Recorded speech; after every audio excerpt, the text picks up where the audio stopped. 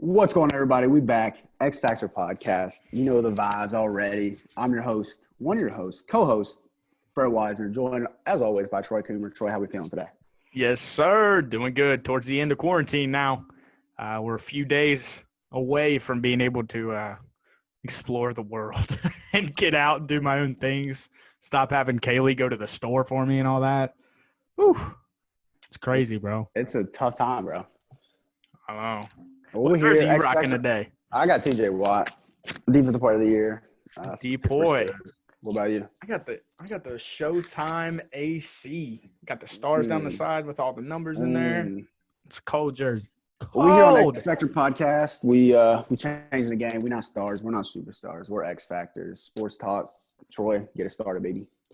All right, we're going to dive right into the NFL. And as we do every week, we go over our former predictions. So me and Fred, we did our week 14 predictions last week. Fred's record last week was 9-7. Yeah, I didn't have a good one. Off his hot, like 11-4 the week before. He comes back with 9-7. I went 13-3. Wow. So Fred's record overall is 20-11. And my record is 22-9. So 2-game difference right now. We're both doing really well. And for week 15, we have the end of the year special where they start playing on Saturdays. They start playing on weird days, man, and I love it. I'm here for it. I love every second of it. And the first game on Saturday afternoon at 4:30, it's the Buffalo Bills on the road to face off against the Denver Broncos. Fred, what do you think? Who you taking and why?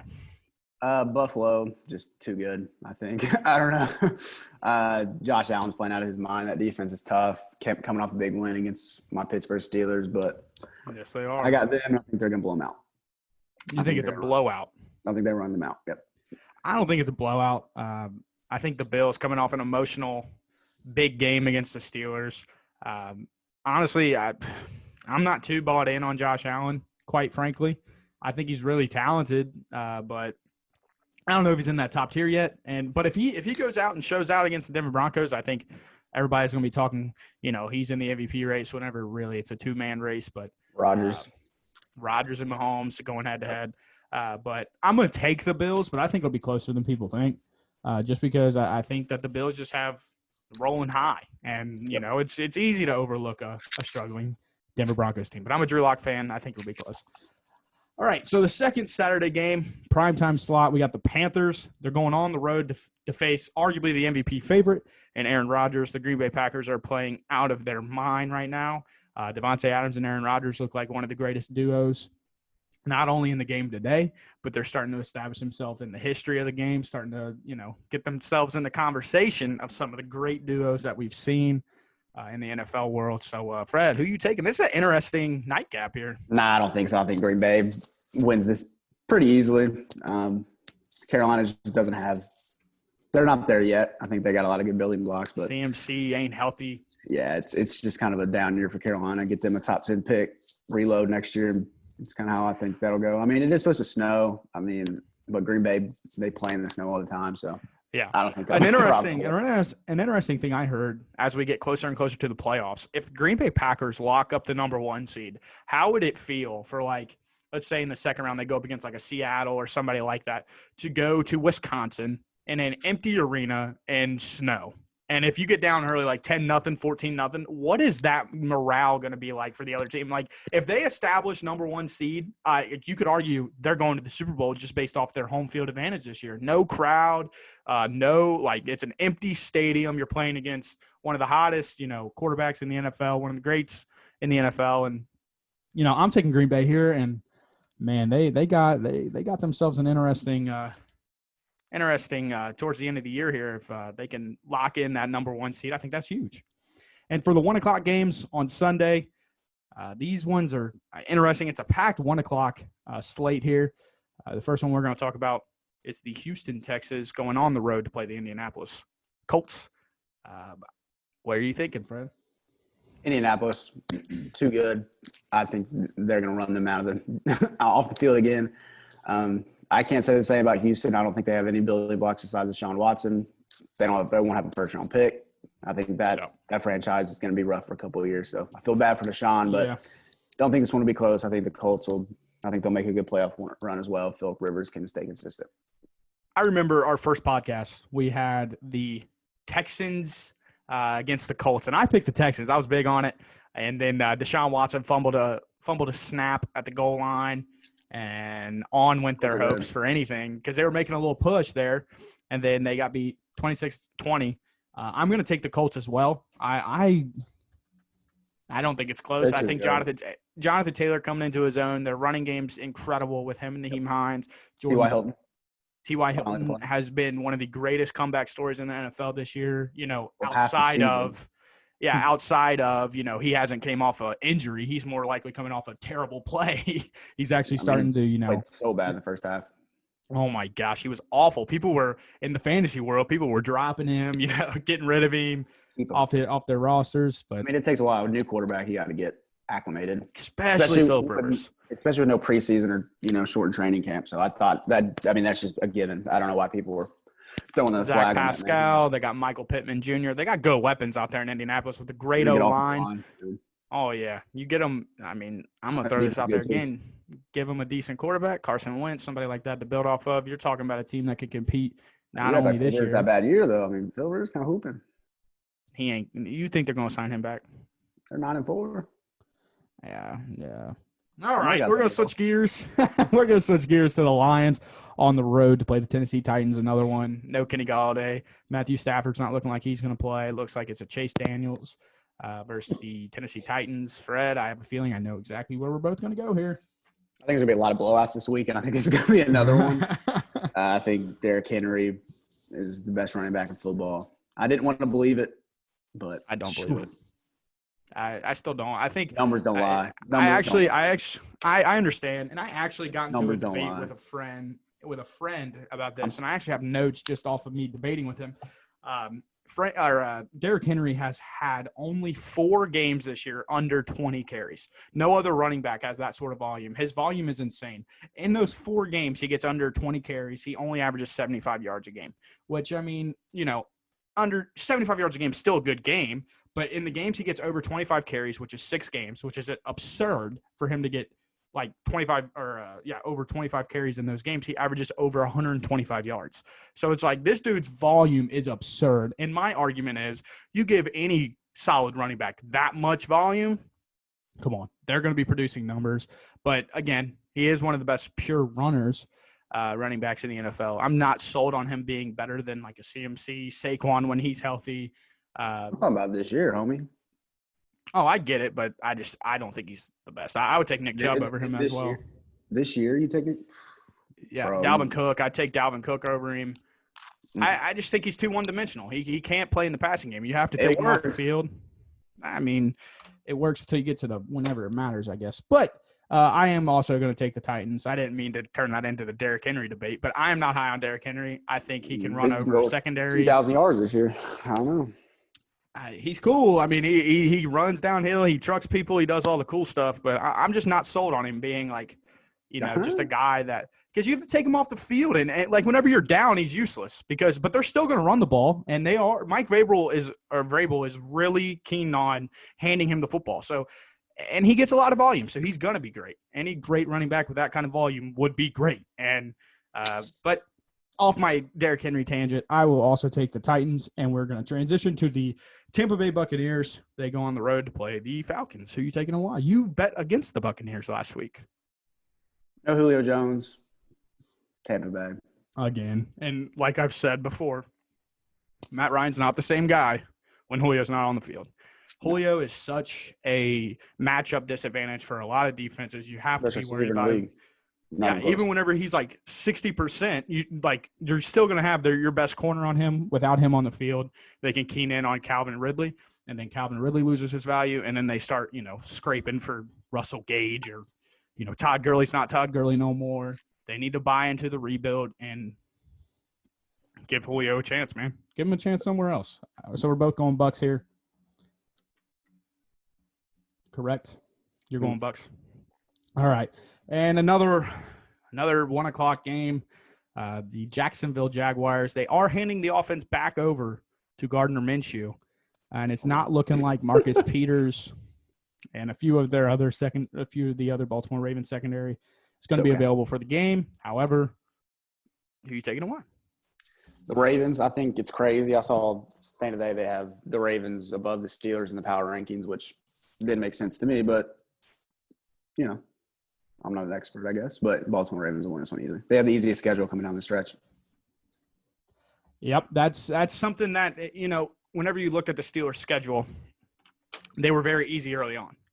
And you got that, you got to beat them up. They got to the 8-0. But the thing that's going to hurt them, if they don't get that number 1 seed, their bye week was in week 4.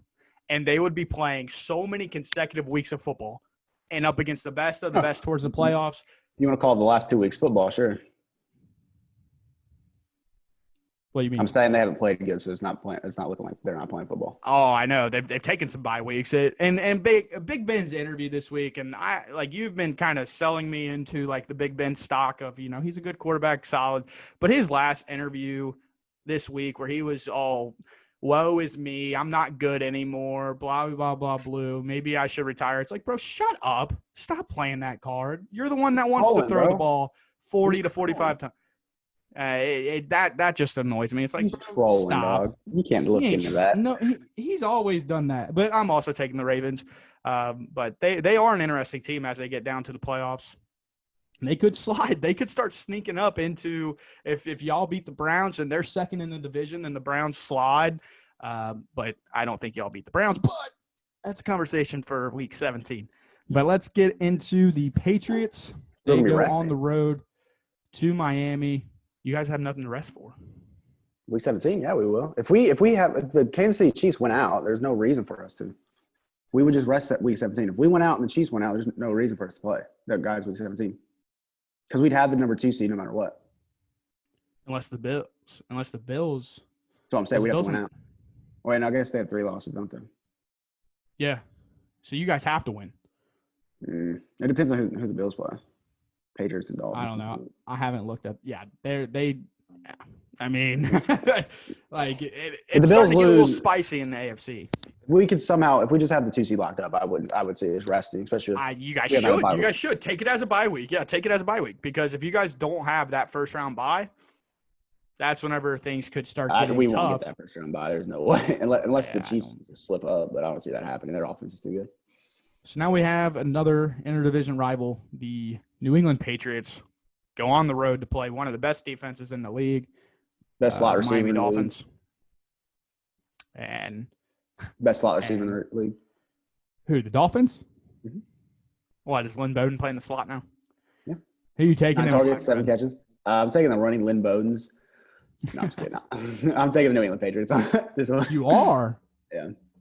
I did not like what I saw out of that offense. I mean, I love Lynn Bowden to death, but Lynn Bowden ain't gonna win you a ball game. So you're taking and Devontae Adams or Devontae Parker might not play. I don't know.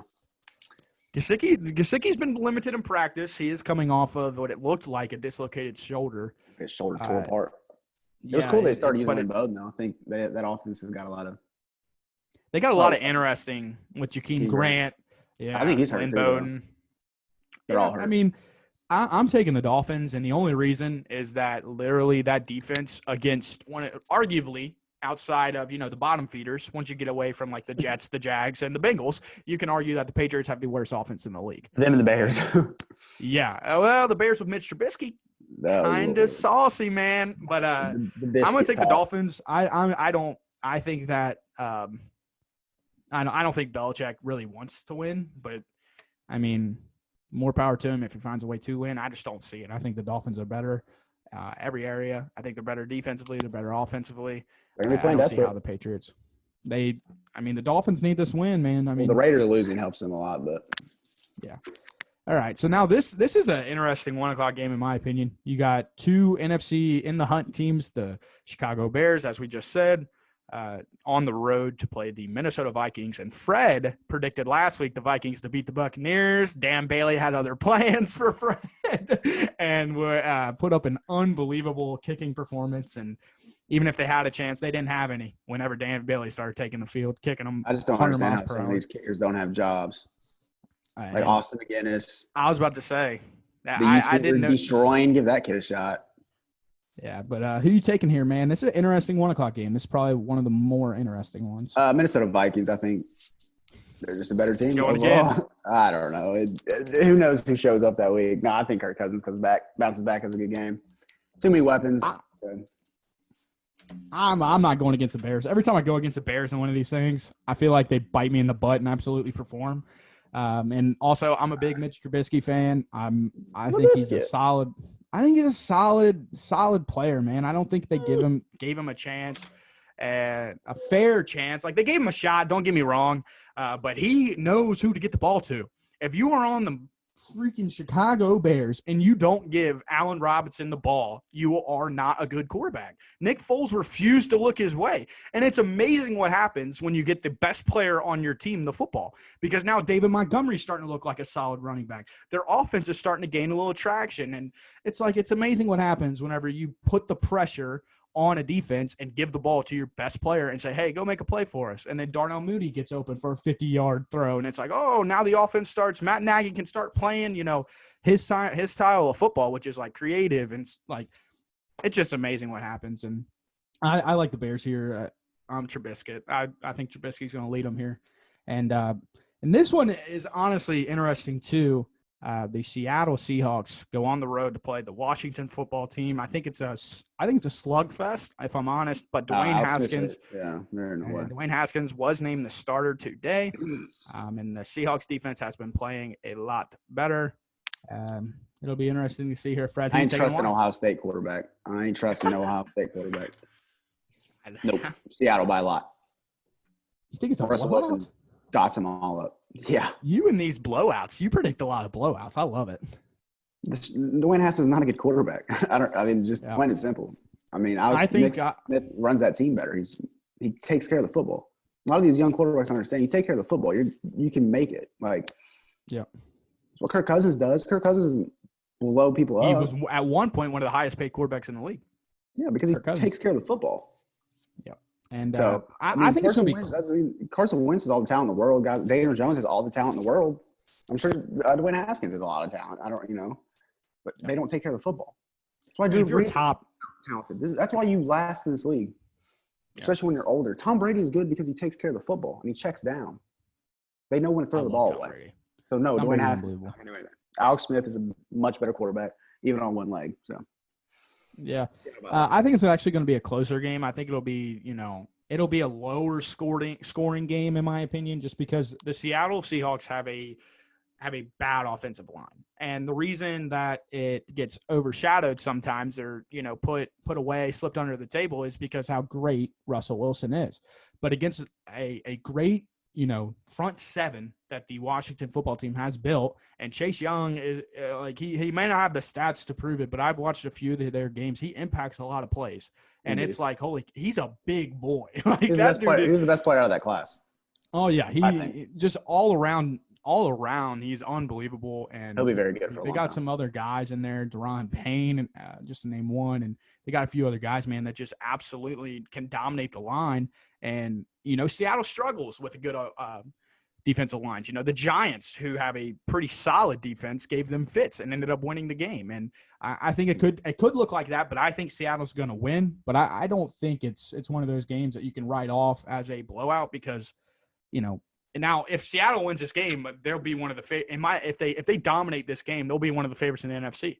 In my opinion, just on my side of the bracket, just because this is one of their games where if that offensive line starts showing improvement, then their defense shows up. But I mean, again, it is against Dwayne Haskins, and they don't have their rookie running back stud Antonio Gibson, who really makes you think, because he can catch the ball and he can run really well. But yeah, I think it'll be interesting. I think that's an interesting game. And then to end off the 1:00 slates here, another weird game. The 49ers on the road to play the Cowboys. Who are you taking and why? I'll take Dallas. I don't really see anything on the Niners this year. Yeah. Both these teams are terrible, but I think Dallas. These 1:00 games are weird. There's a lot of weird. They're not as good as they were last week. That's for sure. Last week's slate of games was awesome. You had 7 1:00, 6-4, whereas this week you only have 3-4. But you get the 2 Saturdays, I guess. But anyway, Cowboys 49ers. I'm also going to take the Cowboys. I hate betting saying that the Cowboys are going to win a game, because I think that they're bad. But I love Andy Dalton, as you know, and I just don't think the 49ers offense is awful right now. And leave it to Kyle Shanahan to fix it, of course. But this year's not his year. Get him a quarterback. I guess next year you'd go at it with Jimmy G. I wouldn't. I would look for like a Darnold. I mean, maybe even a Marcus Mariota. Try to get something in there that can spark your offense a little Young bit. blood in there. Yeah, get somebody in there that's going to juice it up because Jimmy G ain't it, man. He can't run. I was high on Jimmy G at first, but he's kind of slowed the hype train down for me, and I'm out of the Jimmy G. I'm selling all my stock on Jimmy G. He's too good looking to be good. And yeah, he's a weirdo. All right, the 4:00 games. I don't expect us to defer on this one. It's the Jets on the road to play one of the best teams in the NFC. I think Liam Cohen coaches a great last couple games for the Rams before coming over to lead the Kentucky Wildcat offense. I think the Rams beat him by 50. All right. Well, you said something about college football. Let me throw this out there. College football is an absolute joke. I am not a fan of college football. In 2014, I've been on this ever since 2014, where TCU got absolutely rigged out of a playoff spot for a big dog named Ohio State, and it made no sense to me. They absolutely put the decision of the Big 12 at the time, didn't have a championship, and the NCAA playoff committee took that advantage of TCU and threw them out of the playoffs. So in our bowl game, we beat a SEC, their babies, by about, I think we beat them by 49. We beat them 52-3 in our playoff game, and we ran down the field doing the little C thing because Ole Miss is a bunch of – I don't like – college football. It's a joke to me. If you're not Ohio State, Alabama, Georgia, or Clemson, you'll never have a chance to make it into the top four just because the SEC is their little babies, which, I mean, they produce the most NFL talent, so it is what it is. But even for a smaller SEC team, I think it's going to be tough. And what they did, I don't think Cincinnati should be in the top four, but they haven't lost, and Florida just lost to one of the worst teams in the SEC, LSU, and they both moved down a spot. It's like, come on now. Giving the chance of if Florida wins the SEC championship somehow, they beat Alabama, you could make the argument that Florida will be in there and Alabama will be in there, and that losses don't matter. Regular season doesn't matter, and that's the way it works. And I'm sorry, I went on a little tangent. I don't like college football. I think it's a joke. But let's get back to great football, the NFL. So we're both taking the Rams there, I would assume. Absolutely. Not even close. Yeah, sorry about that. I had to go on that tangent. I was waiting for my moment, and I took it. But here we go. The Philadelphia Eagles. This is honestly a game that I will have on, and I can't wait. The Philadelphia Eagles on the road to Arizona, the Cardinals, one of my favorite teams this year. So much fun to watch. I think this is actually blowout alert, in my opinion, but I'll tell you for who. Who you going with and why? Arizona by 21. I don't know. I think it'll be another kind of. I don't think it's gonna be close. I don't think Jalen Hurts comes out and does. I mean, I don't know. Arizona. It's a beautiful thing what happens whenever you give NFL guys a game of film. It's crazy what can happen whenever you give those defensive minds some film to work off of. And the Saints had nothing. They went in there blind, playing up against one of the worst teams in the NFC, the Eagles. I also think it's not close. I'm taking the Cardinals. Also, the Saints didn't have a quarterback playing, so. Yeah, and you look at it, you're like, okay, the Eagles have a mobile quarterback that makes plays with his legs. Arizona Cardinals have arguably the best mobile quarterback, him and Lamar, 1 and 2. However you want to number them, I won't, but Kyler can throw the ball better, in my opinion, so I would take Kyler. And they get to see it in practice every day. They get to go up against it every day. They see what Kyler does. They see his tendencies. He'll be able to help them this week. I think the Cardinals big. And the best 4:00 game, the best game of the day, in my opinion, the Chiefs on the road to play the Drew Brees-led. Welcome back, Drew. You have been missed. Taysom Hill is a joke. Thank God you're back. Alvin Kamara managers can celebrate, myself included, with the semifinals finally. No Michael Thomas, but the Chiefs on the road to play the Saints. Who you taking, Fred? This one's interesting. I'm excited to see where you go. As much as I want the Saints to win to help the Steelers, I'm going to go Kansas City. Yeah. I just think their offense is too powerful. I'm so excited. I think Drew Brees will need a week to get his, knock the rust back off. For sure. I think it's interesting. I think this is an interesting game, but I'm going to take the Chiefs by at least a touchdown. If there were fans, I might switch that, but I love the Chiefs. I think that they're whenever we watched them last year, I said they have the legit opportunity to just three-peat. Like the first time we'll they have a dynasty on their hands. We have something on tap, man, where it doesn't even matter if they give up 30 points. It doesn't matter if Patrick Mahomes throws 2 interceptions like he did against Miami. It doesn't matter. Like what they do, they are just good enough to overcome their mistakes. They can get down 26-0 and be like, we're all right. We have one of the highest power offense. We'll hit a big play. We'll be right back in this. And they have a good enough defense to make a play whenever things get a little rough. And it's not a great defense by any means. I think this will be a fun game, but I'm also taking the Chiefs. We got a lot. We're siding together a lot. I think there's only 2 games that were different, that were against each other. But here, Sunday Night Football, the Cleveland Browns off of the game of the year in the NFL was played. The Baltimore Ravens against Cleveland Browns. It was so much fun. Baker proved me wrong on Monday night, or I think it was Monday night. Proved me wrong. He played a great game.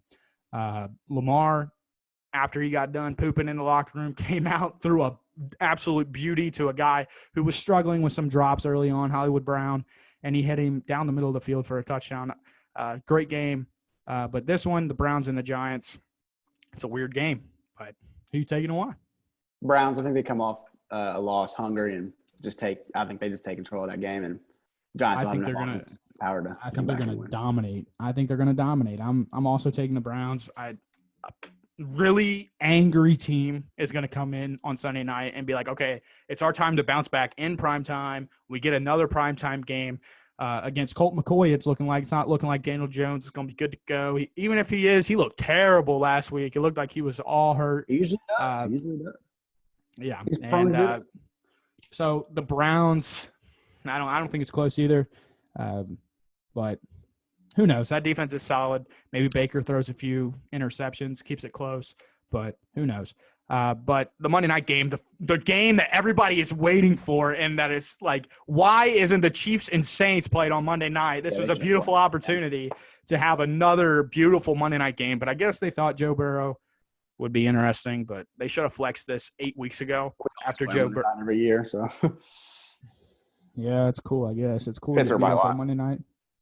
Yeah, this game is just, I don't know why. Again, it doesn't even look like we're going to have Brandon Allen. It looks like Brandon Allen is not going to play. Joe Mixon still hurt.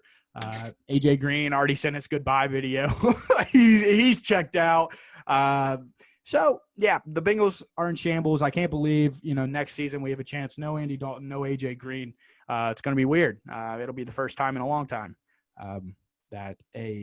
Steel City. God, I can't wait for you to go through a rebuild and have to feel what it's like to be a fan for a rebuild. Yeah, I think we'll be all right. Yeah, y'all better get that quarterback position. Our front office is too good. Coach too good. Yeah. You guys need to I think y'all should make a trade for a quarterback. I mean, we didn't have a losing record with Duck Hodges as our quarterback. My call, if I'm the Steelers, I'm calling the Jets. I'm gonna be like, listen, we'll give you a 5th-round pick for Sam Darnold. Just have him learn under Ben. They're around the same guy. They're very crafty. He can throw on the run a little bit. I'd rather have Wentz than him. Any day. Who? Carson Wentz. You'd rather eat his big old salary. Mm-hmm. No. You guys would be awful. You guys wouldn't be able to surround your team. You'd be paying Ben and him like $50 million. Ben's gonna reconstruct. He better. Just like his elbow, he needs a reconstruction.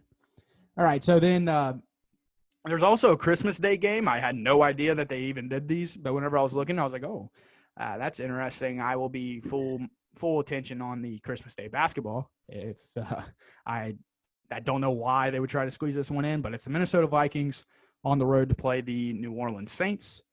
Who you taking in this one? Are you going to rock 3 games in a row, the Vikings here? No. I was trying to get you there. I tried pushing you into that one. No. No, you're taking the Saints. I don't think we're going to differ here. I'm taking the Saints, man. All right, so at the end of week, or next podcast, which me and him are going to talk, we're going to have to figure that out because next Friday, of course, is Christmas. Happy early Christmas to everybody. Spend it with your families. Absolutely. Happy holidays. Make sure everybody stays safe. Just have a good time with your fam, enjoy some basketball, maybe some football Be thrown in safe. there, but Don't be stupid. And don't do nothing stupid. Just chill with your immediate family. Yeah, but of course we will have the record updates next week whenever we do the podcast. We'll make it fun. We'll have a good time again, and we're going to transition into the NBA. And of course, what we always do to kick off our NBA segment, we have a little 3-question game with my man Fred, the TJ Watt wearing, Depoy wearing, my best buddy Fred. So the 3-question game, we're going to start with a hot question in the NBA world right now. James Harden. Will James Harden finish the season in Houston? And if not, what is your likely candidate of who will take him on? I don't think James Harden goes anywhere. I think he stays in Houston. Really? I don't think anybody wants him. These players might want him. I don't think his front offices want him. 76ers would be stupid to get rid of Ben Simmons. I don't think him and Embiid would play good together. I don't think they should give up – I think they'd have to give up guys like Maxey, and I don't think they want to do that. I think I've heard a package that has been thrown out there, and tell me if you'd like this one, is that they've tried this package of Tobias Harris with like 2 first-round picks and like a Matisse Thybulle, because I heard the Rockets really want Matisse. I heard they want Ben, Matisse, and 3 first-round picks. That's like the so no Maxey and all them. But I wouldn't want that contract for him. Ugh. Yeah, I heard another report that the Rockets are expanding their lookout to broader past, his request of a contender. I think with an unhappy superstar, you have to do what you got to do to get rid of him. I think that in an NBA locker room, there's only a few things that can go wrong because, they're a group of guys, all making big money. But to have an unhappy superstar is like a whole different level, because now they're asking John Wall. They're like, what do you think about this situation? He's like, I don't ask him. That's his personal business. And it's like, that's a problem to have in your organization. And the question was, do I think he'll stay in Houston? Yes. Do I think he'll play in Houston? No. I don't think he plays. You think he'll hold out or something? Because I don't think they're. It wouldn't surprise me. It wouldn't surprise me. Dude, I'm not a big James Harden fan. The way he's handled his business. I think that team needs to rebuild. I hope John and DeMarcus play well. Those are my guys. Any guy who plays at Kentucky, those are my kids. But I just don't see them being successful.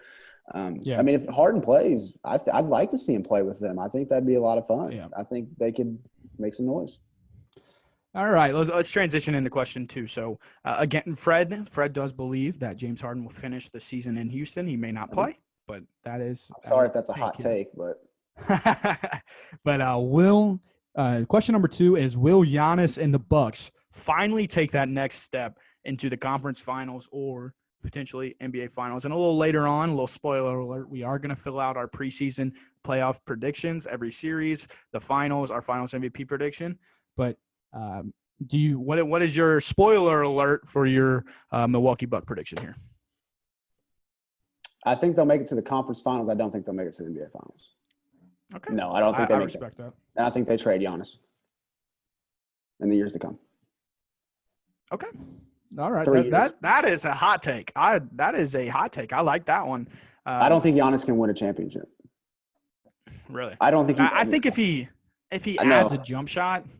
I don't even think it's about that. Really? Do you think it's the Eastern Conference being tough and growing and being? Nope. I think it's just him as a leader. Yeah, I don't know. He doesn't have that leadership quality to me. Yeah, I think that's why a move like Drew is so interesting, because Drew actually has the respect of everybody in the league, and Giannis is searching for that. Because while Giannis is a great player, as you said, he's not, a guy you can. I don't think he demands excellence like Jimmy Butler. Like Jimmy Butler's, the Heat had no business being in the finals last year, but Jimmy Butler dragged them to the finals because he expected excellence, and the guys wanted to play for him. I don't think the guys for the Bucks. And Jimmy Butler looked across from him. This is something I think me and you talked about in the finals. Every time, like the Miami Heat bought into, we are the best players here. We're the best team here. Even they weren't. They probably, like, I honestly think the Denver Nuggets would have given them a lot of problems. But Miami looked at everybody in the East Conference. They absolutely dominated the Milwaukee Bucks. And I remember I told you that I thought the Miami Heat were going to beat the Bucks. And it was because Bam is such a defensive, like, matchup thing for Giannis. Like everybody joked about the Curry stopper in like 2016 with Matthew Dellavedova, but literally like Giannis has an Achilles heel in the East, and that is Bam's ability to defend and Jimmy Butler's ability to defend. And then you start looking at some of the other Eastern Conference teams. I don't think any other Eastern Conference team really matches up with the Bucks all that well, other than the Brooklyn Nets, because Kevin Durant is a great defender. But that's another tangent. I also think that they'll make some noise here and there, but I don't know about them, man. It's all about who they play, and I don't see them making the conference finals this year. And I think that's where a lot of people are going to start, questioning. As long as there's no injuries in the Eastern Conference, as long as the Nets stay healthy, the Heat stay healthy, all these teams stay healthy, assuming everybody stays healthy, which isn't the case, but assuming they all do, I don't see them making the conference finals. And I see Giannis regretting his 5-year decision to lock in his career. I think that was stupid. You need to keep yourself open, and which is what has made LeBron be so flexible and be able to put himself in positions to succeed, because he has only signed these 1-year, 2-year, 3-year deals. And now he's starting to buy into the Lakers, so he committed the later half of his career to the Lakers. But I don't see it with the Giannis and the Bucks this year. I'm with you. I don't think he has that quality. I'm right there with you. That was a great take. I love that. So we're both, you think conference finals? I don't. I'm a big no on that one. But this third question is really interesting, and it is, if you had to build a franchise out of these 5 guys, who would you want to build your franchise around? And the 5 names are: 1, Devin Booker; 2, Nikola Jokic; 3, Luka Doncic; 4, Jason Tatum, who apparently has grown to 6'10", or 5, one of the best bigs in the league, Karl Anthony Towns. Luka Doncic. Yeah. I like Devin Booker. I like Nikola Jokic. Those 5 guys are all great. Yeah. All great. I'd love to say Booker, Towns, because they went to Kentucky. Jokic, I just don't think he's a leader. I think Jason Tatum he's good. I don't know. Same thing. I just don't think he has that leadership quality. I think he needs to become a better defender. And I don't know. Just for Jason Tatum, I think he can be a star. I just don't think he can be a superstar. I don't think he can. Really? I don't think he has that. You don't think he could take that next level? No, I just think. But the thing with Jason Tatum that really kind of makes me buy. I love Jason Tatum, and honestly, if I had to choose between these guys, I would also choose Luka Doncic. But it's not because I think he could do everything. He can bring the ball up. He can he can pass. He can shoot. He can create for others. He can literally do it all. Like he is literally everything that you want in a basketball player, other than he's not a great defender yet.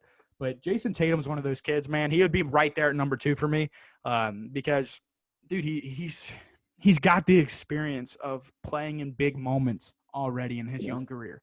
And he has the ability to tap into okay, I remember what it was like to play in a packed out Game 7 against the Cleveland Cavaliers, chance to go to the finals, dunking on LeBron. He's had those moments in his career where he can look back on and be like, okay, I got to tap into that. I know what it's like. I know what it's like to lose in these situations. Now it's time for me to buy in and get the win. And that's one of my things, man. I think the Celtics, I had them going to the finals last year against the Heat. I thought the Celtics were just better, but I was wrong on that. And I think that's an interesting team. That's why I have them 1 this year going in. I think that they're ready. I think Jaylen Brown's ready to take that next step. I think Jason Tatum's ready to take that next step. I don't like Kemba Walker on this team. I don't know why they signed Kemba Walker, but you do what you got to do to get good players in the building. And Kemba Walker is a good player. But like you said, I think it's interesting here that, Luka's just one of the greats. He's going to be in the MVP race for however long he wants to play in this game. So I think that's interesting. All right, so we're going to transition into – that was a great little 3-question game with Fred. If anybody has any ideas for the 3-question game, go ahead, post them in the comments. Fred will answer. I'll put them in. We'll see what we can do. But let's dive right into your preseason. Okay, so this is preseason. We're going to do one in preseason. We're going to do one after the trade deadline, once every team's finalized, and then obviously before the playoffs. So this is our preseason one. We will revisit these at the trade deadline. So, Fred, I have gone back into our notes and found your 1-8 matchup. You have the Lakers facing off against the Kings, and I would like to hear who you think wins that series. And if you want to do a 4-1, 4-2 type thing, you can as well. Lakers sweep. Yeah. And my East standings did change, by the way. So when we get there, I'll let you know what changed. All right, sounds good, man. All right, so you got the Lakers. All right, and then your 4-5. It looks like you had the Dallas Mavericks versus the Denver Nuggets. So who are you taking in this series? I'm gonna take the Dallas Mavericks. I think the Nuggets are good. I think they lost a lot, if that makes sense. Like I think losing Jeremy Grant was big, and I think they just need another year of kind of figuring it out. Yep. I think they need one more piece. Do you have a prediction of how many games? I think go to 7. I think it'll be a 7-game series. Dude, If this series happens, which we both have I'll say this: if Kristaps stays healthy or gets healthy, I don't know what he's like, then I think the Mavs win that series. Yeah, that could change by the end of the year because I just need to know who's healthy, who's not. But and then in your 3-6 matchup here, you have the Clippers and the Rockets. Assuming James Harden again is on the team, this is our preseason edition. We can be wrong on this one. The Clippers versus the Rockets. Who you taking? I'm gonna go Clippers in 5. I don't even know if I think there's too much for the Rockets. Yeah. So yeah, Clippers in 5. They're too talented. I think if James Harden does play, I think it's a matchup nightmare. We'll see. Let's just see how John Wall and DeMarcus play. They could switch off, like if they played like Pat Bev, Paul George, Kawhi, Serge.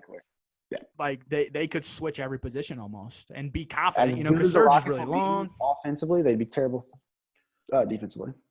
Yeah, that would be and okay. We'll go into your 2-7. I was about to go on a tangent, but I'm just gonna hold it back there. But your 2 seed, it was gonna be on the Clippers, but I just had to hold it back there. But the 2-seeded Warriors facing off against the 7-seeded Suns. This would be a very fun, entertaining series. Who you got here? I'll go Warriors in 6. Interesting. I think those 2 games the Suns win, Devin Booker goes crazy. I think them not having Clay is going to hurt them. Especially it'll hurt worse. It'll hurt worse in the playoffs. It'll hurt worse if they make the playoffs, which I don't have them in the playoffs. But if they made the playoffs, it will hurt bad because Clay is he's one of those guys you can rely on for about 15 to 25 and to guard the best player. Like he's just one of those guys. And then you have Draymond, a great defender. James Wiseman, another really good defender. And I keep saying maybe next year for the Warriors, and Steph just keeps getting older. Clay keeps getting older. Dre keeps getting older. But I think that next year, if everybody stays healthy, which, man, God, if there's one thing you could do for the sports world, let everybody be healthy this year. Give us KD for a whole year. Give us Steph for a whole year. Give us James for a whole year. Give us LeBron, AD. Give us all these guys for a full year. But I like that there. Do you want to go ahead and go to the East, or do you just want to figure out the West side of the bracket first? We can figure out the West side. Okay, so then you got the Lakers facing off against the 4-seeded Mavericks. Who you got in this series and why? Why don't you do your 8 or your first round first? First round for the West? Yep. Okay, so I have the Lakers and the Suns, 1-8 matchup. I would take the Lakers in 5. I think it's the Lakers' style to go out and beat teams in 5 games. Even though the Lakers are better this season and could easily sweep the Suns, I think the Suns are very talented. They're very young. It'll be a nice experience for the young guys. Chris Paul will get to talk to them, have a good time with them in the playoffs, but ultimately the Lakers win. If there's fans, I could see a sweep, but if it's a bubble, which as long as COVID is still here, do a bubble, get everybody safe. Let's play some good basketball. But and then my 4-5, the same thing as you, but I have the Nuggets at 4, and I'm going to take the Nuggets. I think the Nuggets get it done in 6. I don't even think it goes to 7. It would be awesome if it went to 7, but I hope that by the time we get to the playoffs that the Nuggets are on the opposite side, because I really want them in the Western Conference Finals. I love this team. I think people forget just how talented Will Barton is. And while, those losses are big, I really like Will Barton. He's long, he's crafty. He's like another 6'7" point guard you can throw out there. And I think Michael Porter Jr. takes that next step, and he's my most improved player prediction. So I really like that team. And then the 3 and the 6, also the Clippers and the Rockets. That's a sweep for me. I think the Clippers absolutely dominate. And then everybody starts, getting on their high horse about the Clippers again and how great they are. And everybody starts buying into the Clippers stock. And then the 2-7, I got the Blazers and the Jazz. I'm going to take the Trailblazers in 5. It's just one of those, I'm going to take the best player on the court, Damian Lillard. And he's my MVP favorite, and I think he's going to have a great playoffs. So there's mine. So your Final 4 in the West is Lakers, Mavs, Clippers, Warriors. And mine is Lakers, Nuggets, Clippers, Trailblazers. So who are you going in the Lakers, Mavs series, my friend? Lakers sweep. 4 games. Yeah, I like that. Best team in the league. I don't think it's close. I like that. I think, yeah, they're going to run them out of the gym. Lakers are very talented, man. I've watched some preseason basketball, and one thing It's going to get ugly this year. It's going to get ugly for a lot of teams. I've watched a lot of teams. I've watched a lot of preseason basketball, and the Lakers are just – Marc Gasol adds a whole different wrinkle to this team where you can just throw it to a guy on the high post. He can be looking like right side of the floor and then just post spin and flick it the other way and hit a Kuzma cutting, hit a THT cutting. Because he knows his role. He knows he's not going to do what he did in Memphis. And those Gasol boys can hoop. And dude, the Lakers are gonna get a buyout market guy, and I can't wait to come back and clip this moment. I would love to see Trevor Ariza back in the purple and gold. And we have all these young guys, Taylor Horton Tucker to get excited about, and now we have Schroeder, who's a younger guy, and we got Kuz, we got Trez, we got all these really talented young guys. Bringing a guy like Trevor Ariza back into Los Angeles with a guy with a role of just playing defense and shooting threes. Come on now, Wes Matthews and Trevor Ariza with Bron AD. And then you throw out Dennis Schroeder or something like that. Come on. The Lakers are very talented. Again, hope for a healthy season from everybody. But let's go into the Clippers Warriors, man. Who you got? Clippers. Do you have a game prediction? I think I go to 7. I think them not having Clay hurts that. If Clay was healthy, I think the Warriors take that. If Clay was healthy, I think the Warriors team is a Western Conference Finals team easy, and I think they would test the Lakers. I think the Clippers have a lot. I mean, obviously, PG and Kawhi. I do think losing Montrezl Harrell hurts, but I mean, they got Serge Ibaka, who's already Serge Ibaka. I watched them play a couple games as well, and Serge Ibaka really does well for that team. But the thing is that they need to do in either the trade deadline, buyout market, they got to do something defensively. Because, I was about to get on the tangent whenever we were talking about them defensively. Off the bench, and people overvalue Patrick Beverley's defense just because he barks all the time. He's a solid defender, don't get me wrong. But, let's chill out on him being an all-defensive player.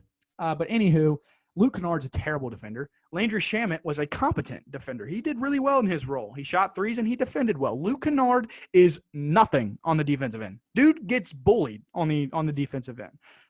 But again, he is a better offensive player, and they still got Kawhi and Paul George. So your Western Conference Finals is the LA battle, which was robbed from us this year because the Clippers couldn't close the deal. But that is interesting. In mine, I got the Lakers Nuggets. I'm gonna take the Lakers in 6. It's another one of those series. I think the Nuggets are the best team to play the Lakers in the Western Conference. I don't think anybody else can keep it close. And even then, I think they could beat the Nuggets in 5 or sweep them. I think that the Lakers, if they stay healthy, can just roll through the Western Conference again. And I agree. And then I got the Clippers Trailblazers. I'm taking the Blazers in 6. Same thing as I said before. They don't have the guard depth to play with the Portland Trailblazers, where you can throw a Rodney Hood, you can throw a Gary Trent Jr. who has shown signs, you can throw Damian Lillard, CJ McCollum. You start naming some guys, you're like, okay, they can score. They can score with those guys. And I'm high on the Trailblazers this year. I think, I don't know, I really like Dame, and I have a really good feeling about this team. And I've always loved watching CJ McCollum. The kid just knows he's so sound. If you're a young basketball player, watch CJ McCollum play basketball. Watch his workout videos, his handling drills. Dude has such a clean handle of the ball, and he's just a fun guy to watch. He's fun to watch play. He comes in with the right attitude. This is another team with Robert Covington, another guy that gets undervalued in the NBA. Robert Covington pickup was huge. That was huge because that's another guy they can throw at Kawhi. And as long as Rodney Hood, and I've watched a few of their games here and there, Rodney Hood looks okay right now, but I mean, he's coming off a torn Achilles, so it is what it is. But okay, so your Western Conference Finals is the Lakers Clippers. Mine is the Lakers Trailblazers. So who are you got in the Battle of LA? Lakers in 4. I don't think the Clippers will ever win a championship. I don't think Paul George is a good leader, and I don't think Kawhi is a vocal leader. So they don't have a leader. Be successful beyond this point. I think their talent will get up to this point, but when these games matter, LeBron James will say, hey, this is how you lead a team. Anthony Davis will say, hey, this is how you lead a team. And they're just the best team in basketball. I think they're the best team we've seen in the last couple of years. I think since Steph, KD, and Clay were on that Warriors team, I think it's the best team I've seen in a while. Yeah. Now, while we're on that, I think that was the best team ever. So that's really high praise to the Lakers and to honestly the general managing staff of Jeannie Buss, Rob Pelinka, Kurt Rambis that got absolutely crapped on going into the year, and for them to just absolutely put a contender out on the floor and dominate the Western Conference and then dominate the best in the Eastern Conference. It's awesome to see. And, what Jerry West said about the Lakers in that league clip, it's absolutely disgraceful what he called us. I don't know if you saw that clip. I wanted to send it to you, but I was so fired up about it that I just didn't. He said that the Lakers were a, quote, poop show, but without poop, put that, and I don't know. He was like, I don't know why Kawhi would ever want to go there. He'd be the best player on that team. And, the Clippers are under fire right now about the Kawhi. The NBA has launched an investigation into their camp. So have fun with that, Clipper Nation, all year. But, again, Lakers versus Trailblazers for me in the Western Conference Finals. Give me the Lakers in 5. Again, I think the Nuggets have the best odds to push them to 6. And I would love to see that in the Western Conference Finals again. I hope the Nuggets get a 2 or 3 seed. I hope I'm wrong about the Blazers a little bit and they slide maybe to the 4 or 5. But because I really want the Nuggets. I want Jamal Murray and Nikola Jokic against LeBron and AD again.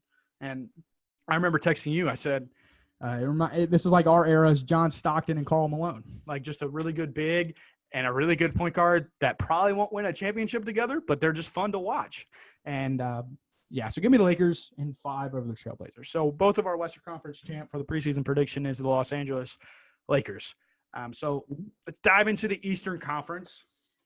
And you said you had a change, and where's that change at? I didn't. Sorry, I've misspoken. I didn't mean. I thought I looked at my stands. They look different, but they were exactly where I wanted. I'm sorry. Awesome. So you got the 1-seeded. Is this you, right? Yeah. You got the 1-seeded Boston Celtics facing off against the 8-seeded Atlanta Hawks. Who are you taking here? I'm going to go Celtics in 6. I think the Hawks are a very talented team. I think they can get a little freaky in the playoffs. Trae Young. Trae can go for 50, man. He can go for 50 in a game. I think that team is very good. I think they'll push it to 6. I think the Celtics are the best team in the East on paper right now, and so I think the Celtics will. I love the Celtics have for a lot of years, and I know you're like, Troy, you're a Laker fan. How do you like the Celtics? They've just built their team the right way. I don't think that rivalry is not this decade. No, the Lakers don't care about the Celtics. Yeah, like that's an old-fashioned rivalry that just does not matter. Hopefully we win a championship this year and we can establish ourselves as the great – let's be honest here. The Celtics have 17 titles. And I don't know if you know this, guys, but 11 of them were in, like, the 1950s and 1960s. So, like, let's pump the brakes on the Celtics being a great franchise because, they've had great teams. Don't get me wrong. The Rondo, Ray Allen, Paul Pierce, Kevin Garnett team is one for the ages that you're never going to repeat. But, again, they won 1 championship. And so let's pump the brakes on the Celtics being a phenomenal franchise. They have they're good ran. Like they're very talented. But let's switch gears here. You have the 4-seeded Miami Heat facing off against Philadelphia 76ers. Miami Heat. That's pending the James Harden trade, if that happens. Oh, dude, if Philly gets James Harden, that's going to be interesting. Yeah, but I got the Heat in 6. Got the experience, plain and simple. I don't think Joel Embiid and Ben Simmons have the leadership qualities, again, to get it done. Yeah. I think they could. This is just a preseason one. So. Yeah, I think they got a lot of pieces. I think they got better over the offseason, but not good enough to beat the Heat. They were interesting lineup that they have with Ben Simmons, Danny Green, Seth Curry, Tobias Harris, and Joel Embiid. That could be the best lineup in the East if they all click, right? If Embiid takes that next. I think. If Ben Simmons takes the next step and Joel Embiid takes the next step, you don't think that's a great? I don't think Ben Simmons has another step to take. I think he is what he is. Yep. I respect that. And then you got the 3-seeded. He can play like LeBron all he wants. He's not going to be LeBron. Oh no, God, no. People physical, man. Like plain simple. Everybody, whenever Ben Simmons came out, started throwing comparisons. One thing people need to stop doing is comparing people to LeBron and to Michael Jordan. and 2 Kobe. Like let's pump the brakes on some of these kids. Like Zion getting compared to LeBron. Like let's relax. Let's let Zion be Zion. Like while we can't compare, his player traits and things of that nature to LeBron, there will never be another LeBron. Dude's a freak. There's never been a LeBron. There never will be another LeBron. The closest thing in terms of a career that you can point to is Kareem, not even Mike, because Michael was already done at this stage. He quit basketball already. LeBron's drive for basketball is insane. And the only one that you can point to is Kareem because he had a complete career. But anyway, another tangent. I love talking to the NBA, man. This is so much fun. So you got the 3-seeded Nets against the 6-seeded Pacers. Who are you going? Nets in 4. They have 2 guys who won a championship before. So, and when I think about play, I'm going to take guys who've been there before and who can actually make it farther than the first round of the playoffs. I think the Nets team's going to ended up being the best team in the East when it's said and done. You'll probably see that later on, but I think KD has, MVP year. So, yeah. Yep, you did. You called that in the last video. So then you got the 2-seeded Milwaukee Bucks and the 7-seeded Washington Wizards. Who are you taking? Wizards and Bucks. Bucks and 3. Bucks and 5. Bucks and 5. All right. So I like the Washington Wizards, man. I think they're going to be tough. I think Russ looks happy, which I've never seen him. Yeah, I think I kind of dropped the ball on them. I think they're going to be better. I think that they'll sneak in past the. But again, it's a preseason prediction, so we can be wrong on this. That it's East very hard to get. As much as the East has improved, they're not as good as the West yet. It's like the AFC and the National Football League. The AFC is worlds above the NFC. I think. My hot take for the year, in the Eastern Conference is that the Pacers are going to implode. I just think, they've been mediocre for so long that it's about time that they implode. All they want to be is mediocre. I know they don't win games. Can be, if you're being honest. They'll never win a championship unless they get. So your final 4 in the Eastern Conference, we got the Boston Celtics, Miami Heat, and then the Brooklyn Nets and the Milwaukee Bucks. So on to my Eastern Conference. My 1 seed is the Milwaukee Bucks. My 8 seed is the Pacers. I think the Bucks in 4. As I just said, I don't like the Pacers. I think that I don't like Victor. Victor Oladipo, I liked him going into last season because he was coming off all the injuries. He was playing tough. He was sticking it out with his hometown in Indiana where he played college hoops and, kind of that hero story. And then all these stories come out about how he's telling other guys, hey, come get me. And then he's like, nah, I didn't say all that. It's like, bro, what are we doing? Like, just tell us what you want. But TJ Warren, and them boys, I'm not high on them. So I'm taking the Bucks in 4.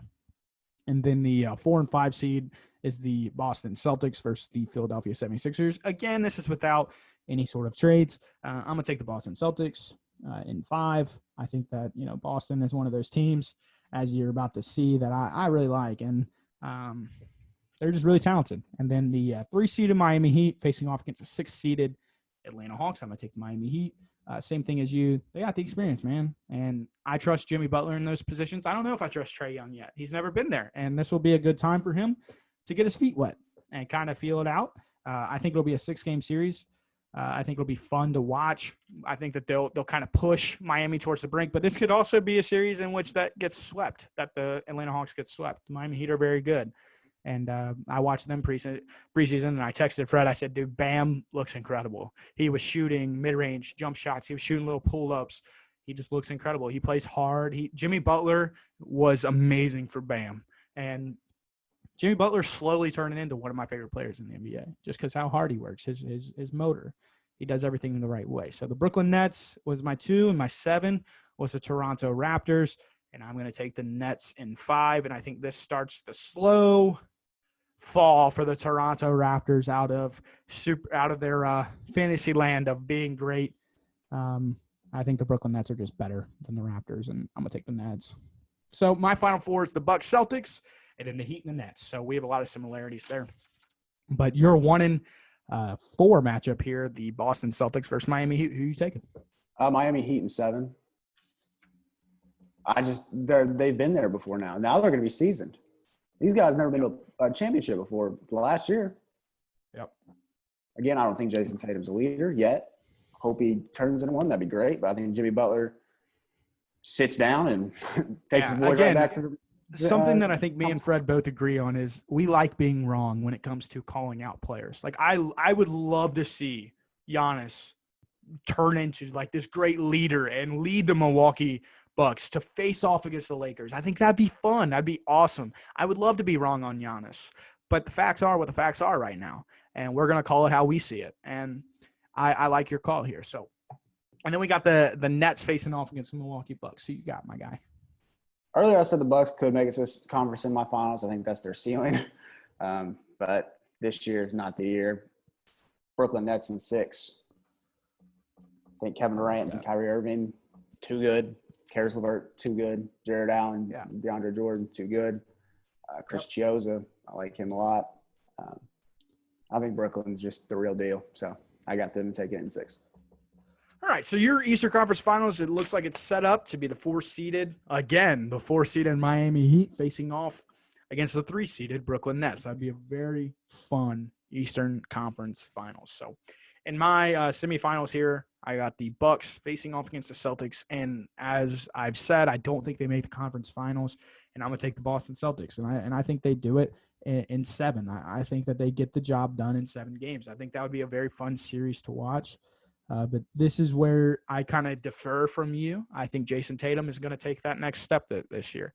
And, whenever you see my finals, matchup, you'll understand. And but here I got the 3-seeded Miami Heat facing off against the Brooklyn Nets. I really want to take the Nets just because I love Kevin Durant. And I love everything about Kevin Durant's game. I've raved about him on our podcast before. But I'm going to take the Miami Heat. I think that they get the job done. I think that if this is a semifinal matchup, get your popcorn ready. It's another 7-game series for me. And I think it's a lot of fun. I think that could go either way. And in my opinion, I think Bam is one of those guys, again, that can guard a guy like Kevin Durant right now. Just because KD, obviously he could prove me wrong and be the same player and be able to step out and just absolutely, play his ISO game like he does. And then that's a bad matchup for Bam. But if he's more of a mid-range guy now, I trust Bam to guard that. So I'm going to take the Miami Heat in 7. And then my Eastern Conference Finals is the Celtics Heat. Your Eastern Conference Finals is the Heat Nets. So we both have the Heat, and then the Celtics and Nets is the only difference. So who are you taking in the Heat versus the Nets to face off against the Lakers, man? Nets in 6. Again, just too talented. I think the Nets. You like the Nets? Problems. I think the Heat are a really good defensive team, but can't guard Kyrie and Kevin Durant. So, and I think they have too many weapons around them, and I think the Heat fall short this year. Yeah, I also think the Heat fall short. I think we're both in agreement that they are a great story, and I think the Celtics get it done in 6 as well. I think the Miami Heat are going to look themselves in the mirror after this year and be like, okay, we've done all we can do with Jimmy and Bam being our guy. Let's go get another guy to bring. Yeah, they didn't step back or step forward. They just kind of stayed still, which is fine. Yeah, which is they got who they sign? Who did they sign? They drafted Precious Avery Bradley, and they signed Avery Bradley. I like Avery Bradley a lot. I think Avery Bradley, would really be good. But in the Celtics game, I don't think it helps them. I don't think it helps them against the Nets. Well, I mean, kind of against Kyrie. Can't guard him. I don't care who you are. Don't care how good a defender you're not guarding that. I think Avery Bradley is one of the most underrated defenders in the league. He's one of the best defenders in the league, but you can what happens when you put a really good defender on KD or LeBron or guys or just natural good defense, but offense trumps good defense. Get theirs, especially how the NBA is called. It favors the offensive player. So it does. And so your NBA Finals preseason prediction is the Los Angeles Lakers facing off against the Brooklyn Nets. Who you got and why, my guy? My hot take last week was the East team could win the championship. Might win. They are going to win the championship. It was my hot take. Did I really believe that? No. I did believe it, and it could be a hot take. Lakers in 4. They sweep their way. They finished a perfect 16-0 to the NBA Finals. That team is way too good. Don't think – I don't know. They're too good. Too good defensively, too good offensively, too good, too well coached by LeBron and Frank Vogel. It's not close. That coaching staff is unbelievable. I think Kevin Durant needs another year to really get it under wraps. I think getting to the finals for them would be a success. I know they probably wouldn't look at it as a success, but as a fan looking outside, in the outside looking in, and I think them making it there is good for them. I think the young guys that are built around Kyrie and KD. I don't think they have too many vets who've been to the finals like the Lakers have. So, I mean, they have Kyrie and Kevin Durant who both won a ring, two rings for KD, but I think the Lakers are too powerful. I think they just run the table. I don't even see them losing a regular season game. They will, but it's going to be crazy. Yeah. Who you got as Finals MVP if you have that prediction? LeBron James. LeBron? You think LeBron? I think if LeBron – here's my thing. If LeBron wins the championship and wins Finals MVP, he's my GOAT. He will be who I say is the greatest of all time. Just because his ability to get to the finals and then I'm pretty sure this is year 18, to still be able to dominate and be the best and put the best team out there. And in mine, I got the Lakers and Celtics. I think it'll be a 5-game series. I got the Lakers winning in 5. And again, I'm gonna defer from the NBA final or the MVP from LeBron. But again, if the Lakers win the championship this year, I will trump LeBron as the greatest of all time, in my opinion. You can say all you want about Mike. He was 6-0, 6 for 6, whatever you want to say. But LeBron has been there almost double Mike. If he makes it this year, he will be doubled Mike and would have won. This will be his 5th ring. And people argue this is the most talented era ever. And LeBron's dominated almost every year of his career. Give me all that. But again, that's even if this happens. But I'm gonna go Anthony Davis as my Finals MVP. I think LeBron is ready to take that step back. I think he's ready to take that step back and let Anthony just absolutely take control. And I love Anthony Davis. I think Anthony Davis is one of the more underrated players in the NBA, if that's even possible. Underrated. Yeah. Huh. So we got both of us have the Lakers as the preseason favorite. Again, we will do this again right after the trade deadline, in which we will take into account all the trades and we will have more of an understanding of the standings. We won't just do our prediction. We will actually do what's happening. And this will be fun to look back on. But these are our preseason. Again, our preseason champ for both of us, the Los Angeles Lakers. And you think we got time to get in Kentucky? Yeah, for a little bit, sure. All right, so the Kentucky Wildcats. This is our last topic here. We're going to switch to Kentucky. For weeks, we've come on this show. Last week, we were not excited to talk Kentucky, and but my thing was I thought that still not excited, but at the same time, I think that there is reason for optimism, and we have some great news to report. Kentucky has a little bit of fight. And there was something that we were so upset about. Yeah, I mean, a little bit. They were down 24, came back against a very experienced-led Notre Dame team. Not saying Notre Dame's good, because then they turned around and got beat to Duke. And I don't think Duke's a very good basketball team. But they have one of the most talented players in the nation on their team in Jalen Johnson, in my opinion. Yeah, I heard. Did he really? I didn't know that. See, I'm out of the loop with him.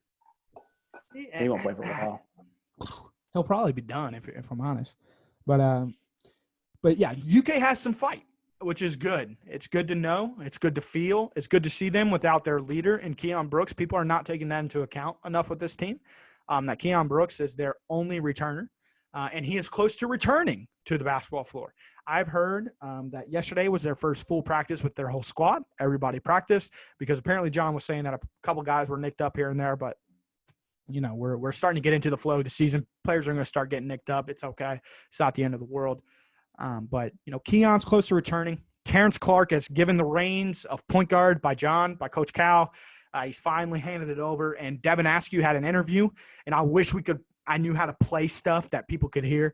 But Devin Askew had a great interview when talking about switching to off ball. He's talked about how he's happy that he's off ball. He thinks it's a new challenge, new experience, and he thinks that Terrence is a great point guard. And I love Devin Askew. I think he's going to be a guy, I've talked to Fred before, that literally has that Nick Richards feel to him, to us as Kentucky fans, where we're ready to sell our stock freshman year. He doesn't have a good freshman year. Everybody's like, oh my God, this dude sucks. What does Cal see in him?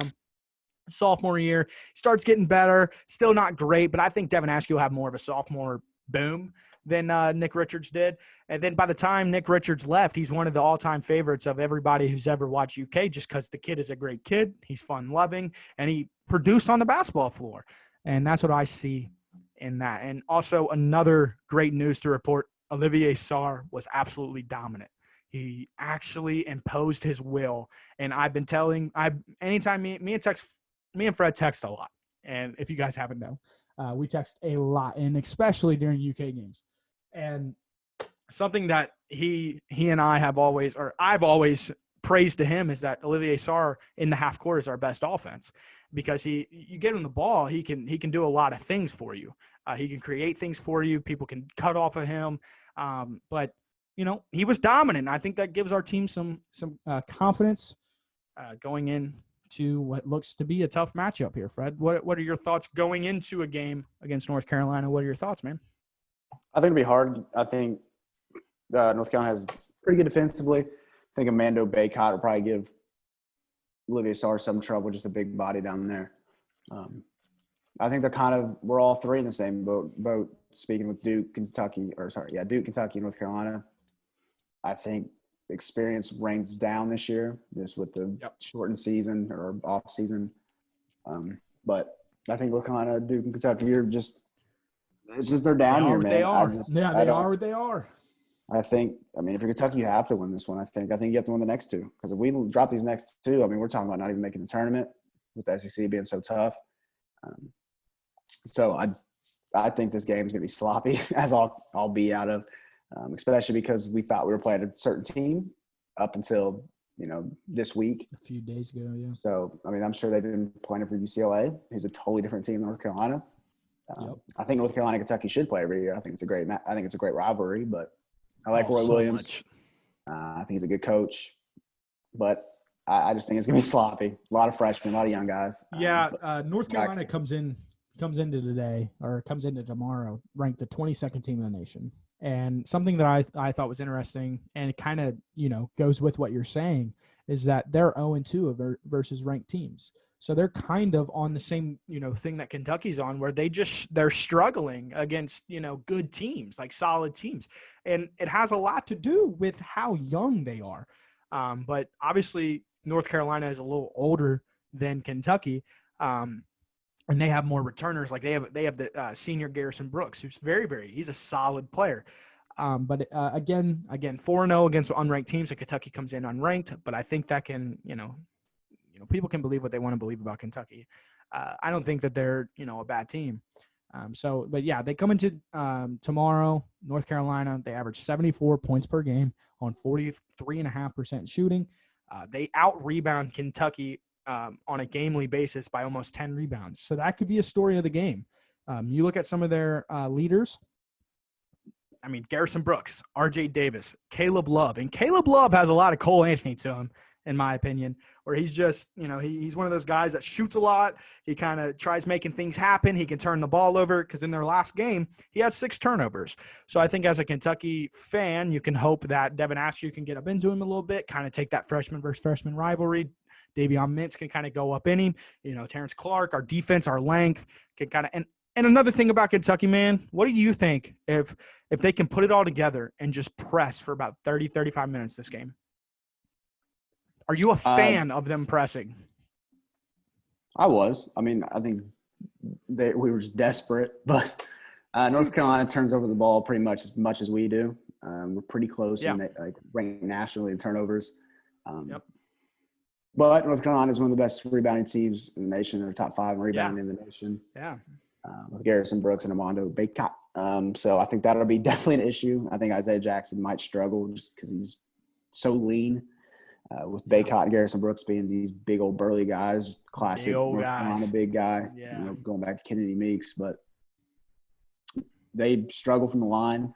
North Carolina does. They're one of the worst teams in the nation free throw shooting. I think that I don't know. I just think it's going to be so sloppy. I just think both teams are just – Dude, both teams average 16.5 turnovers per game. Kentucky averages 16.8. North Carolina averages 16.5. And, Terrence Clark is known for – not really known for it, but, the past few games, whenever he's driving into the lane or on a fast break, he kind of gets out of control and will leave his feet and then kind of look around like, oh, no, where do I go? And then just throw it. And it's a turnover. And then you look at Caleb Love, another freshman. He looks sloppy in the break. He looks sloppy. That's why I think Cal has to know, this game's going to be sloppy, like you're saying. I think he has to know that. Cal's smarter than us. And so I think he has to know that. And I think that he's going to, if he wants to, I think he has the opportunity to press North Carolina for a majority of the game, get fresh bodies, get Lance Ware running, get Cameron Fletcher running. If Keon's available, let Keon run, let Isaiah Jackson run. Because if we play in this half-court game with North Carolina, it's not going to be pretty for us. Just because they do have the guys in their front court to beef up, Isaiah Jackson and Olivier Sarr. Because Olivier Sarr is not strong. He's not a big guy. He's a guy that likes living on the perimeter a little bit. He likes the mid-range game. He don't like going down there doing a baby hook. And, like a former Kentucky big, Dakari Johnson, or somebody like that can brute their way inside. He's more of a flare guy where he likes being on the outside. Nick Richards almost. But Nick Richards had that baby hook in his game. But, yeah, I mean, like you said, I sloppy. So, in my opinion, I think we need to press. I think it gives guys the ability to play free, to run a little bit, use their young legs, and use our bench depth. Because if we, in the half court, Jacob Toppin is bad. Jacob Toppin is awful in the half court. Dude, I mean, I don't know what else to say about him. I'm not a big Jacob Toppin fan right now. And just he's very raw. He's a raw athlete. But what do you think about, maybe rolling, these guys out there and then pressing and then being able to get Cameron out there and getting them all running and get their, legs under them a little bit? What do you think about that aspect of it? It's hard because we turn over the ball so much and that's going to happen in the fast break. So it's just what you want to take. I mean, a team who runs is going to turn over the ball a lot. It's just part of it. You just got to make shots. Would you rather turn the ball over and play in the half court, because that's what we've been doing more than likely, is we're playing a lot of half court basketball, which gets us in these 20-point deficits, because whenever we do, take our time and, we feed the ball down low and then we get an open look on the outside, we're not hitting the shot. We're making – the guys are starting to make the extra pass, which I love. Our guys are starting to buy into the team concept, but they're not buying into the make the shot concept. It's hard. And something that me and you have talked about as well, a little off topic from the shot making category, with BJ Boston.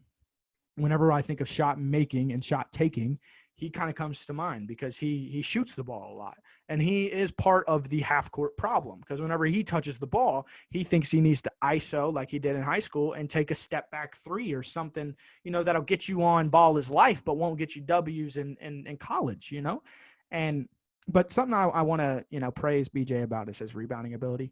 I think that he does not get praised enough for his willingness to go down there and bang and, try to fight for the extra possession and all of that. But what is your prediction on this game? So last game, North Carolina played NC Central, and they won by 6. It was a 73-67 game.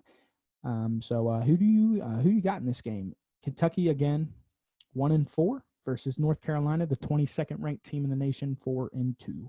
What is your prediction of the game? I think it's going to be a low-scoring game. I think it's going to be a 64-60 win for Kentucky. I think we win by 4. It's not going to be pretty, but I think they finally put it together and get them a win, because they have to win this one. I just don't see any other way around it. They got to show up and win. I mean, they just got to fight. Yeah. They play like they did the second half of Notre Dame, that won't be a problem. And so like you said, I think it's a must win, and I think the Kentucky players kind of get that. Last week I had them losing to Notre Dame by a possession, and because I just didn't. But this one I have a good feeling about. I think one of my things is Kentucky. Not only, in my opinion, I would love to see them gut out a win. That'd be cool. But something I want to see tomorrow is a dominant performance. I want to see them go out there, be confident. Like, stop worrying, stop stressing, because whenever you think about a jump shot, me and you are jump shooters back in our day. What is the one thing you can't do as a shooter, Fred? Hesitate. You got to win the mental battle. I tell anybody that asks me any questions about, hesitating is a part of, doubting yourself and not believing, that you're a good shooter. And it's all starts up here. That's the mental game of shooting, is that, like, if you miss a few, people get so down. They're like, oh my God, what makes Steph Curry so great? He can go 0 for 15 from 3 and still pull up from the logo thinking that dude's going to make the shot. That's what makes Steph so great. That's what makes Damian Lillard so great. That's what makes all these great shooters. You have to win the mental game. And for Kentucky, you have to buy into like, okay, we're not shooting the ball great right now, but hey, we're going to get the job done. We can shoot. We are here on the highest level for a reason. Like, you ain't a bum. Shoot the ball. Step in with confidence. And I think Kentucky's going to win by double digits. This is my hot take of the game. I think Kentucky gets the job done. I feel really good. I was taking a shower today. I was thinking about the game. I was like, I got Kentucky in this one. I think they're going to dominate. I think they're going to play well. I think Cal sees what I think I see, in that they can press and be a good pressing team. And like they got the guys in the length and the size and just they can do it. And I think that this is going to be a statement game for Kentucky. I think they're going to come out, win by 11-15.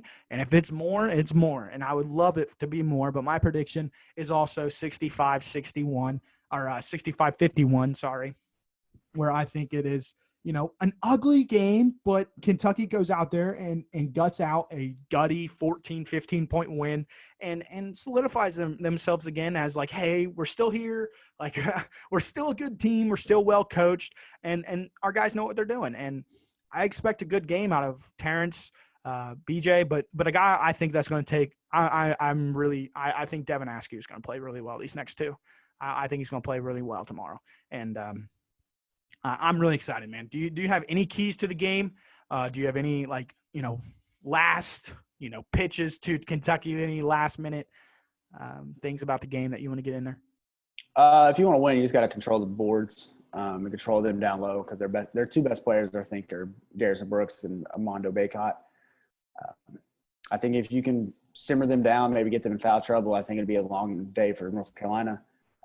So we need a lot of people crashing the glass, a lot of people putting a body on somebody because you're not going to be able to out-jump these guys because they're going to put a butt in you.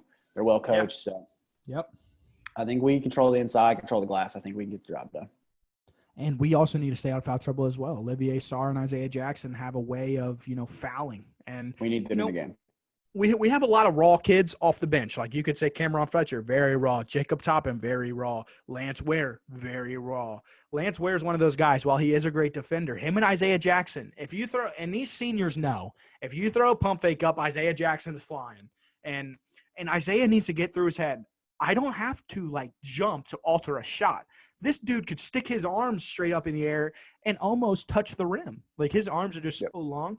I think if Isaiah Jackson stays out of foul trouble, I think 65-51 is a great – I think that we get it done and play really well.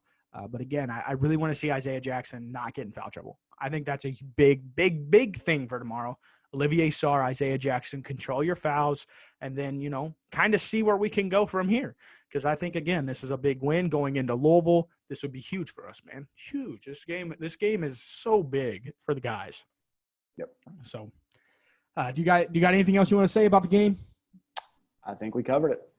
I think we did good, man. And, again, that is Kentucky facing off against North Carolina tomorrow at 2:00 p.m. It's gonna be a fun one. I'm really feeling good for the Cats this one. I have a weird feeling about it, Fred. Weird feeling about it, man. I had a weird feeling last week, so I'll keep it to myself this one. Hey, but they played really well outside of the first half. Yeah, for 16 minutes they played great. Exactly. And another thing, let's put it together for 40 minutes, guys. Let's do it. We've shown 30 minutes. We've shown 20. We've shown 25. We've shown 16. Now let's show 40. Let's show a whole game of what we like. We'll see. We'll see. All right, man. I had a great time. How about you, man? Let's close this out of here. Yeah, absolutely. Thank you all so much for tuning in. As always, X Factor Sports Podcast, Sports Talk with Troy Coomer, Fred Wisener. Yes, sir. Next week for a brand new episode. We'll talk about when we're releasing and filming and stuff because it is the Christmas time. So, but we'll see. Y'all take it easy. God bless. Peace out. We out.